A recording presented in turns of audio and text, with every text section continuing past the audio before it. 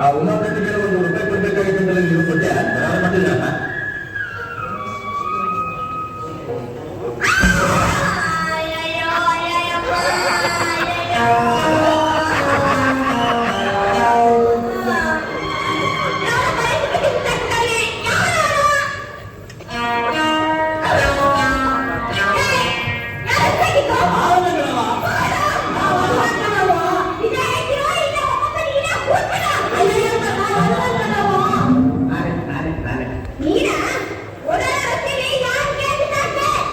ರಸ್ತೆಯಲ್ಲಿ ಬಿಸಾಕಿದ್ರೆ ನಿನ್ ತಲೆ ಮೇಲೆ ಕಳ್ಬೇಕಾಗಿತ್ತ?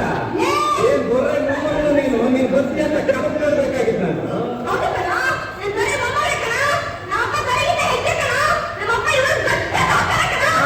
ನಿಮ್ ಮನೆ ಸಾವುಕಾರ ನಿಮ್ಮ ಅಪ್ಪ ನನಗೇನಲ್ಲ ಅಮ್ಮಣ್ಣಿ.